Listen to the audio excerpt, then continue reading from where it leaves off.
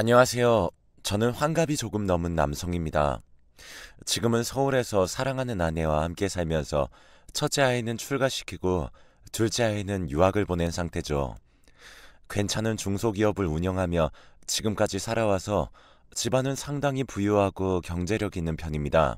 아내도 그렇고 아이들도 그렇고 하고 싶은 것은 모두 하게 적극적으로 밀어주면서 살아왔고 저 역시 하고 싶은 일은 마음 가는 대로 하고 살아온 사람입니다. 친구들도 비슷한 녀석들이 많았습니다. 제게는 같은 중학교와 고등학교를 나와서 대학까지도 같이 간 희한한 인연인 친구가 넷이나 있습니다. 다들 공부를 잘해서 가능한 일이었던 것 같기도 해요. 우리 다섯은 항상 같이 다니며 공부를 하거나 놀았고, 그래서 연애도 비슷한 나이에, 결혼도 비슷한 나이에 했습니다. 아이도 모두들 비슷한 나이에 낳았기에 아이들의 결혼도 비슷한 시기였죠. 그래서 참 좋긴 했던 것 같습니다. 인생이 어려운 시기에 부딪혔을 때 저 혼자라는 생각을 하지 않아도 되고 항상 친구들과 고민을 나누며 대화할 수 있었으니까요. 다들 내가 겪었던 경험을 이야기해주고 다른 친구들로부터 이야기를 들으며 위기를 헤쳐나갔어요. 그런데 우리 다섯 중 딱 한 명의 인생 경로가 저희와 좀 달랐습니다. 어떤 면에서 그랬냐 하면 연애와 결혼해서 그랬어요. 그 친구는 외모에 자신이 없었습니다. 그리 자신이 없을 만큼 나쁜 외모도 아니었는데 그랬어요. 물론 잘생긴 것은 아니었지만 남자들은 대부분 아무것도 없어도 자신감만 넘치는 경우가 많은데 그 친구는 그렇지 못했죠.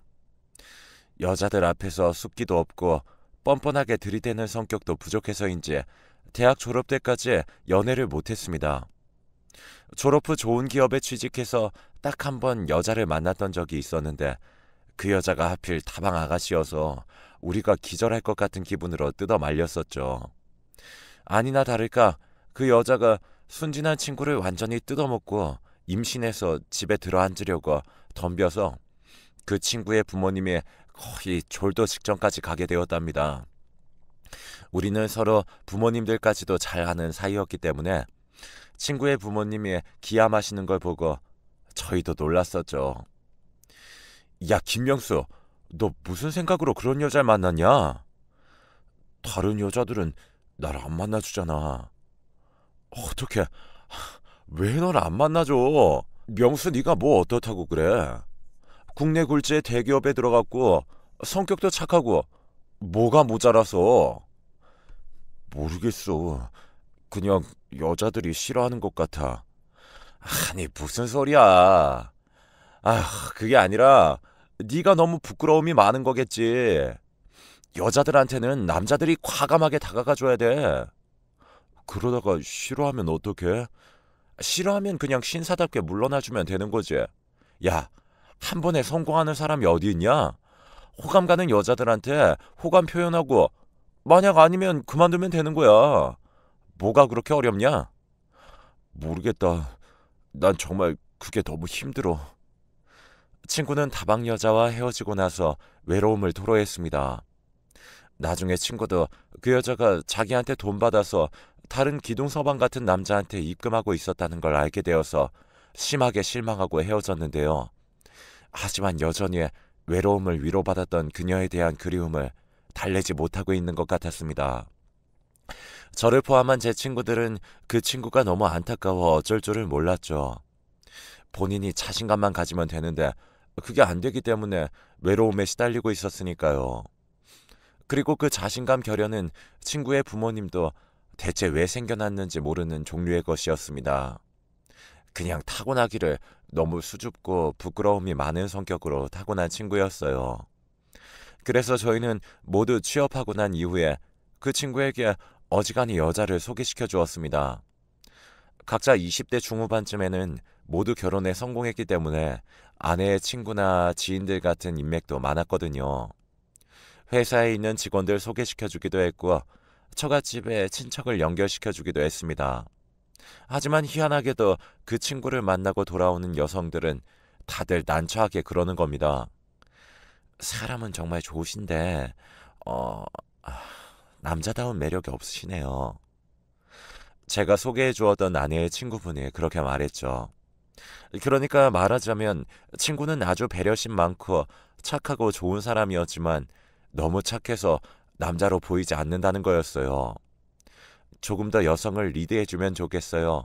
라고 아내의 친구분이 말씀하셔서 그 충고도 해주었지만 상황은 그리 변하지 않았답니다.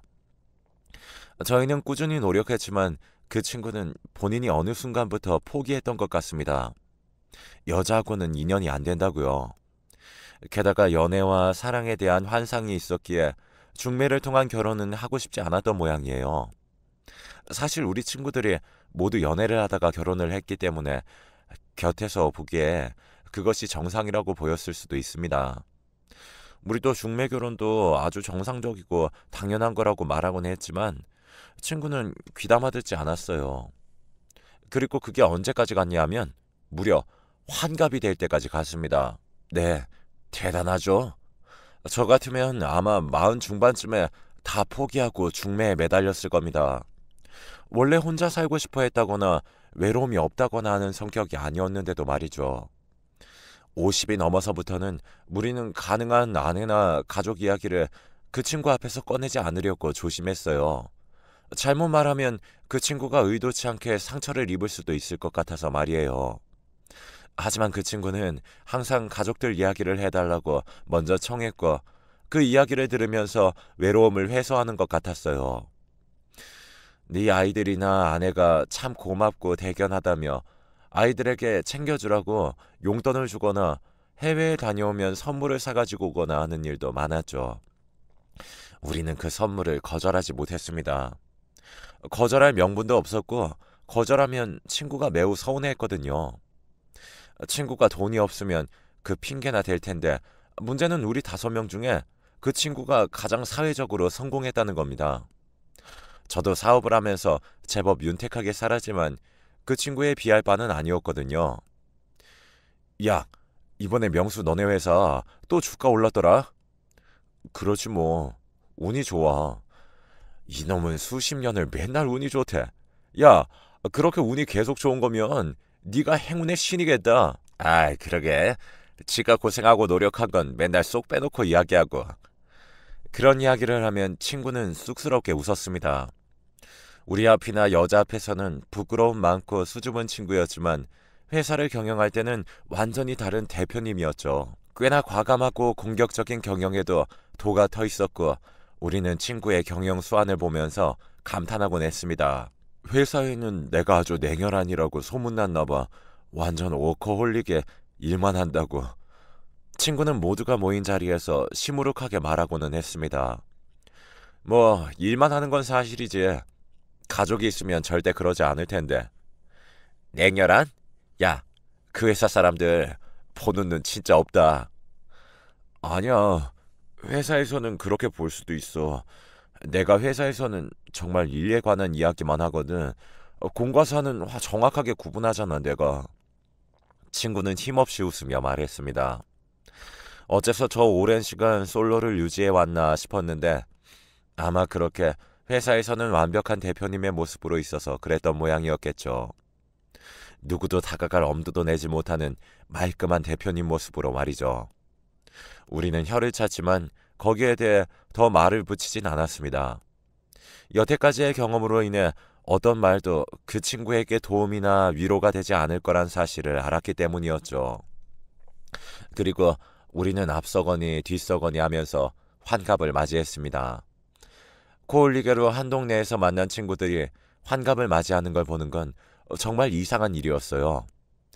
맨 처음 환갑을 맞이해서 식사를 함께 하게 된 친구는 환갑 이야기만 나오면 화를 냈습니다. 야, 요즘 환갑이 무슨 소리야. 그건 나이도 아니야. 100세 시대에 딱 중간 왔다 중간. 아니, 누가 뭐랬냐? 왜 그리 예민해? 어차피 우리도 몇 달 뒤에 다 너 뒤따라가. 친구들은 킥킥대면서 어린애들처럼 환갑 맞은 친구를 놀려댔습니다. 저 역시 마찬가지였죠. 환갑을 맞은 친구는 가족들이 환갑잔치 대신 식사를 함께 모여서 먹는 것도 못마땅하다며 화를 냈습니다. 나이를 언급하는 것 자체가 싫다면서요. 결혼을 못한 친구는 어색한 미소를 지으면서 말이 없었습니다. 지금 생각하면 그 친구는 아마 환갑을 맞이했을 때 축하해줄 가족이 없다는 사실을 떠올리고 있었던 것 같습니다. 인생 말년에 대한 위기감이 진하게 느껴졌을지도 모르죠. 그로부터 몇 달 뒤 우리는 매우 뜻밖의 소식을 들었습니다. 야, 명수 결혼한다는 전화 받았어? 노총각 친구로부터 연락을 받은 우리 친구들은 모두 모여서 놀란 얼굴을 하고 있었죠. 어느 날 저녁 갑자기 그 친구가 전화해서 자기가 결혼하게 되었다는 소식을 전한 거죠. 우리는 너무 놀라서 서로 얼굴을 쳐다보며 의아한 시선을 나눴습니다. 아니, 갑자기? 아, 그래.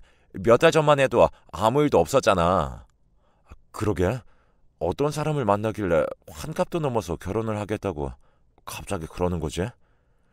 친구들은 얼굴이 어두워졌습니다. 노총각 친구는 이미 젊었을 때 한번 다방 아가씨한테 넘어가서 큰일 날 뻔한 경험이 있었기에 더욱 그랬죠. 그리고 누가 봐도 한갑이 넘어서 갑자기 결혼한다고 나서는 일이 평범하진 않았습니다. 혹시 또 옛날처럼 또 그러는 건 아니겠지? 야, 설마. 아, 그런 소리 하지 마. 진짜 안 된다, 그건. 그래, 환갑 넘어 그걸 당하면 명수 완전 죽고 싶을 텐데. 설마 이번에는 괜찮겠지. 다들 불안한 마음으로 친구를 기다렸습니다. 회사 때문에 바쁜지 조금 늦은 노총각 친구는 약속 장소로 와서 인사를 했어요. 얼굴이 무척 밝아서 여태까지 본 그 친구의 모습 중 가장 활기차 보였죠. 다들 모였구나. 야, 그래. 어떻게 된 거야? 갑자기 소식 들어서 놀랐어. 우리 전부 다 무슨 일이냐고 하고 있었다. 그냥 뭐 전화로 말한 대로 그냥 그렇게 됐어. 노총각 친구가 쑥스럽게 말했습니다. 지난번 모임 이후에 만난 여잔데 와인바에 갔다가 만난 사람이거든. 대화도 잘 통하고 무엇보다 날 잘 이해해줘서 결혼하기로 마음먹었어. 이번이 아니면 정말 죽을 때까지 기회가 없을 것 같아서. 와인바? 우리는 불현듯 걱정이 되어 친구를 쳐다봤습니다. 노총각 친구는 그 눈길의 뜻을 알았는지 얼른 손사래를 치더군요. 아니야. 옛날 그 여자 같은 사람 아니야. 제대로 회사 다니고 있고 남편이 폭력적이라 이혼한 사람이야. 그냥 만난 곳이 와인바일 뿐이야. 우리 회사 거래처 사장하고 같이 갔는데 거기서 어쩌다 보니 말을 트게 되어서. 친구들은 쉽사리 의심의 눈길을 거두지 못했지만 그래도 친구의 기뻐하는 얼굴을 보니 더 말할 수는 없었습니다. 노총각 친구는 정말 평생 보지 못했을 만큼 환한 얼굴을 하고 있었거든요. 우리들은 그냥 밥숟가락을 떼면서 정말 그 여자가 제대로 된 여자가 맞는지 계속 떠보는 대화를 할 수밖에 없었습니다. 하지만 그 친구의 말만으로는 그 여자에 대해 정확히 알 수가 없었습니다. 친구 역시 우리가 계속 의아해하는 것을 알아차리고 쓴웃음을 지었습니다. 그만큼 평생 서로의 인생에 대해 잘 알아온 사이이기에 노총각 친구도 우리의 걱정을 이해했죠. 야, 너무 걱정하지 마. 내가 소개해 줄게. 그래. 일단 보는 게 좋겠다. 아주 우리 어머니가 없으니까 너희가 시어머니다. 그럼 가능한 빨리 보는 게 좋겠지? 올해 안에 결혼식 올릴 거니까. 올해 안에? 우리는 깜짝 놀라서 모두 노총각 친구를 쳐다봤습니다. 노총각 친구는 당연하다는 얼굴로 고개를 끄덕이더군요. 올해 가기 전에 결혼할 거야. 그래서 이제 은퇴하고 빨리 그 사람이랑 손잡고 여행 다니고 싶어. 야, 코로나 시국에 무슨 여행이냐? 뭐 제대로 된 여행은 아니더라도 서울 여기저기 구경도 다니고 나 너무 일만 하느라고 제대로 구경 다닌 적이 없단 말이야. 이제 어디 가더라도 외롭지 않을 테니까. 그렇게 말하는 친구의 얼굴이 너무 기뻐하고 있어서 우린 더 이상 말하지 못했습니다. 그냥 그로부터 일주일 뒤 친구와 그 여자분과 식사 약속을 잡고 끝낼 수밖에 없었죠. 그리고 식사 약속 날이 되어서 모두가 다시 모였습니다. 노총각 친구가 약속대로 여자분의 손을 잡고 나타났습니다. 우리는 여자와 자연스럽게 손을 잡고 나타난 그 친구가 너무 어색해서 우리도 모르게 쳐다보다가 얼른 일어나서 인사를 했죠. 안녕하세요. 처음 뵙겠습니다. 아, 네. 처음 뵈어요. 그렇지 않아도 뵙고 싶었어요. 여자분은 환하게 웃으면서 저에게 인사했습니다. 우리 친구들은 서로 눈길을 주고받으며 의미심장한 표정을 지었죠. 나이가 50에 가까웠는데 친구의 나이를 생각하면 거의 띠동갑은 되어 보였습니다. 게다가 꽤 미인이었지만 화장이 너무 짙고 향수를 많이 뿌려서 곁에 가면 재채기가 날 정도였죠. 저희에게 그 여자의 첫인상은 그리 좋지 않았습니다. 옛날 그 다방 아가씨의 악몽이 떠오를 정도였네요. 명수 씨 친구분들답게 점잖으시네요. 말씀 많이 들었어요. 아, 예. 저희도요. 우리는 사회생활에서 하던 버릇대로 무슨 일을 하시냐고 물었고 여자분은 능숙하게 작은 회사에 다닌다고 했습니다. 격리 일을 한다고 했고요. 그런데 희한하게도 그 여자분의 손톱은 너무 길고 화려해서 도저히 컴퓨터 타이핑을 할 수 있는 모양이 아니었습니다.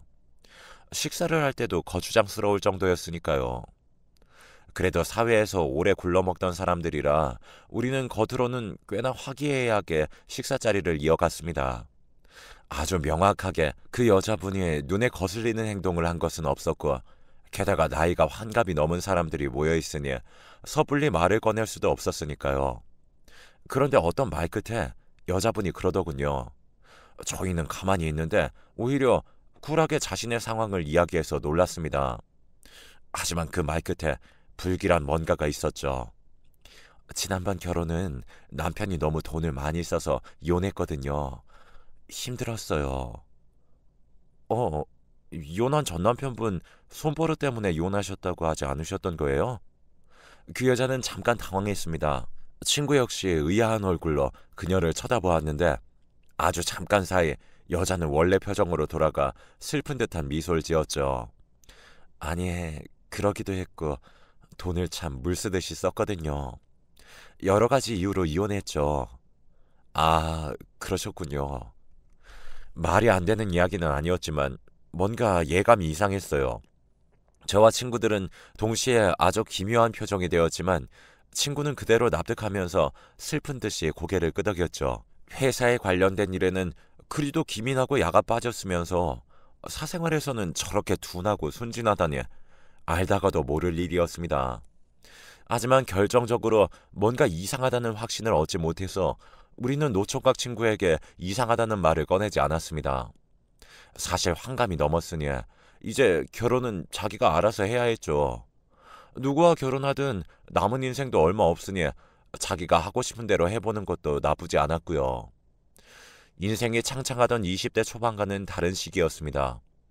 두 사람의 결혼 준비는 착착 진행되어서 아주 빠르게 결혼 날짜도 잡혔어요. 그해 11월이었는데요.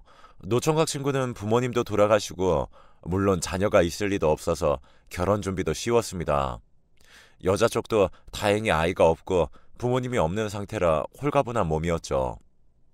그래서 바로 결혼이 가능했는데요. 우리가 결혼 준비를 도와주긴 했지만 크게 도울 일도 없었습니다. 11월이 되고 또 날씨가 추워져 갔습니다. 코로나 시국인지라 사람들을 많이 부르지는 못했고 적은 숫자에 가장 친한 사람들만 불러 모았습니다. 그건 여자 쪽도 마찬가지였고 하객은 수십여 명 정도밖에 되지 않았죠. 워낙 결혼식을 작게 하는 터라 식장 역시 하나밖에 없는 작은 건물로 정했죠. 공간이 작아서 저희는 안에서 기다릴 것도 없었기에 친구들끼리 모여서 식장 앞 카페에 가서 앉아 있었습니다. 야, 이거 그냥 두는 거 잘하는 짓일까? 각자 커피를 마시면서 조용하던 가운데 한 친구가 갑자기 그런 소리를 하더군요. 또 다른 친구가 거기에 화를 냈습니다. 아, 그냥 안 두면 어쩔 건데. 이미 결혼식장 앞이다. 아, 그건 그렇지만 아무래도 찜찜해. 안 그래? 그건 다들 마찬가지일걸? 그래도 뭐 지가 좋다는데 잘 살기만 하면 되는 거지. 그래, 그 여자분도 그냥 착하고 편한 남자하고 살고 싶었겠지. 명수가 워낙 착하잖아. 그렇긴 해. 돈도 넉넉하고 착하기도 하고 1등 신랑감이지. 결혼하면 또 얼마나 잘해주겠어. 아주 물고 빨고 할 거다. 눈 뜨고 못 볼걸? 이제 와서 신혼살림을 할 테니. 아이고, 벌써 불 보듯 훤하다야. 우리는 그 상상을 하면서 웃었습니다. 사실 여자분은 겉으로 얌전했고 노총각 친구가 잘 살기만 하면 큰 문제는 없었으니까요. 그런데 우리 뒤쪽 자리로 나이 50쯤 된 여성들이 들어와서 앉았습니다. 한껏 분을 바르고 머리를 볶아서 치장을 했지만 눈에 띄게 주름진 사람들이었죠. 우리도 늙은 마당에 이런 소리 하긴 뭐하지만 참 나이에 맞지 않는 차림새를 한 아줌마들이었습니다. 들어오자마자 마스크를 벗고 떠들기 시작하는데 립스틱 색은 너무 진했고 화장은 너무 하얗게 해서 마치 가면이라도 쓴 것 같았습니다. 향수 냄새도 지나쳐서 그 가까이에 앉은 친구가 눈살을 찌푸리며 피할 정도였거든요. 어머, 진짜 결혼하네? 여기까지 와서야 실감이 난다, 얘. 그 말에 우리 친구들의 귀는 전부 그쪽으로 향했습니다. 지금 이 거리에는 웨딩홀이 딱 하나였고 그나마 식장을 하나만 운영하는 상당히 작은 웨딩홀이었거든요. 그 말은 지금 여기 와서 결혼식을 기다리는 사람들이라면 우리 친구의 결혼식에 참석하는 사람들이라는 뜻이었습니다. 야, 근데 그렇게 못생긴 남자랑 진짜 결혼한대? 그러게. 진짜 너무 재미없고 너무 못생겨서 쏠리는데 결혼은 하겠다고 아득바득 용을 쓰더라. 돈 많잖아, 그분. 우리는 순간 그 말이 전부 노총각 친구를 향한 것이라는 사실을 알아챘습니다. 저는 순간적인 판단으로 핸드폰의 녹음 기능을 켜두고 여자들은 계속 큰 소리로 떠들어댔습니다. 야, 걔 인생에 돈이 전부야. 오죽하면 전 남편도 돈 떨어지자마자 꼬투리 잡아서 이혼했겠니? 전 남편? 걔 결혼을 한두 번 했어야지. 이번이 네 번째 아니야? 그러니까 말이야. 돈 있는 남자만 쫓아다니면서 낚시질을 해가지고는. 그러는 것도 재주다, 재주. 그보다 그렇게 부자 남자들이랑 결혼하고 빨아먹었는데도 지 돈은 하나도 없는 게 재주다 이거야. 그렇게 펑펑 써대니까 그렇지. 그럼 어때? 또 하나 잡아서 결혼하면 되는데. 그래, 이번에도 1년 살고 돈 빼돌린 다음에 이혼할 거라더라. 이혼 사유 많겠던데? 일단 얼굴부터 쉿. 걔는 저번에도 누명 씌워서 이혼했잖아. 지난번에. 여자들이 천박하게 큰 소리로 웃어댔습니다. 친구들은 모두 얼어붙어서 아무런 말도 하지 못하고 있었죠. 머리가 어질어질해서 아무것도 못하고 있는 와중에 여자들이 커피를 다 마시고는 시간이 되었다며 나가버렸습니다. 일단 식장에 가보자. 가서 이야기하자.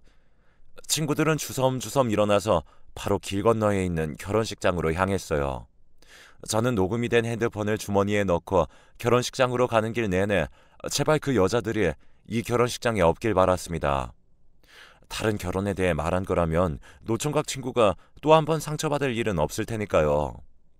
하지만 걸어 들어간 식장에는 그 아줌마들이 몰려서서는 떼거지로 웃고 있었습니다. 다른 손님들에 대한 배려는 전혀 없이 천박하기 그지없었죠. 마치 무슨 술집에서 일하는 여자들이 모인 것처럼요. 거기에는 신부가 앉아서 화사한 꽃 사이에서 행복한 미소를 지으며 사진을 찍고 있더군요. 제 노총각 친구 역시 와서 함께 사진을 찍으려고 다가갔는데 여자는 찡그린 표정을 숨기려고도 하지 않더군요. 이제 결혼식장이니 노총각 친구가 어쩌지 못할 거라는 사실을 잘 아는 거였죠. 저는 곧장 그 둘의 사이로 가서 그 둘 사이를 갈라놓았습니다. 친구는 갑자기 중앙으로 끼어든 제게 어리둥절한 표정이 되었죠. 신부 역시 마찬가지였고요. 저는 그대로 신부의 뺨을 올려 붙였습니다. 여자는 뺨을 맞아서 한쪽으로 비틀거리면서 거의 쓰러질 뻔했습니다. 노총각 친구가 놀라 그녀를 부축하는 것을 막고서 저는 핸드폰에 담긴 녹음 내용을 틀어주었습니다. 볼륨을 최대로 높여서 신부 대기실이 쩌렁쩌렁 울리도록 말이에요. 그래, 이번에도 1년 살고 돈 빼돌린 다음에 이혼할 거라더라. 이혼 사유 많겠던데? 일단 얼굴부터 쉿. 여자들의 천박한 웃음소리가 동시에 신부 대기실을 울렸습니다. 노총각 친구는 얼굴이 하얗게 질렸어요. 그리고 동시에 신부 대기실로 얼굴을 내민 신부의 친구들, 아까 그 아줌마들이 시끄럽게 소리를 지르기 시작했습니다. 어머, 무슨 일이 있는 거예요? 신부한테 무슨 일이 있는 거예요? 그 목소리가 핸드폰에 녹음된 소리와 똑같다는 것을 눈치챈 친구는 뒤로 비틀비틀 거렸습니다. 저는 친구를 잡아주고서 뺨을 붙들고 저를 노려보는 그 여자를 마주 노려봤습니다. 결혼 안 합니다. 당신, 여기 들어간 비용은 당신이 물어야 할 겁니다. 소송 걸리고 싶지 않다면. 저는 증거로 녹음한 핸드폰을 흔들어 보였습니다. 친구는 창백해진 얼굴로 멍청하게 서 있다가 이내 현실을 자각한 듯이 어깨를 늘어뜨리더군요. 그 이후로 노총각 친구는 결혼을 파토내고 다시 솔로로 돌아왔습니다. 여자는 끝내 결혼하자고 매달리다가 결국 결혼식에 든 비용을 절반 토해내고 떠났습니다. 친구는 마음이 약해서 여자한테 그 비용 전부를 물어내게 하지는 못했던 거죠. 친구들은 화가 몹시 나서 소송이라도 걸라고 했지만 친구는 씁쓸하게 고개를 저을 뿐이었습니다. 상당히 찝찝하게 끝나버린 이야기죠. 결정적으로 친구가 피해를 입은 것은 막았지만 애초에 왜 그 여자의 정체를 알아채지 못한 건지 우리 친구들도 후회를 했습니다. 만약 카페에서 우연히 마주치지 않았다면 그대로 결혼이 진행되어 더 큰 피해를 입었겠죠. 이렇게 황당한 상황도 있었다는 것을 사연을 들으시는 분들이 잘 염두에 두셨으면 합니다. 결혼은 인연이라지만 그 인연도 아주 신중하게 서로를 잘 알아가면서 다가가야 한다는 사실을 되새기면서 제 사연을 마무리하겠습니다.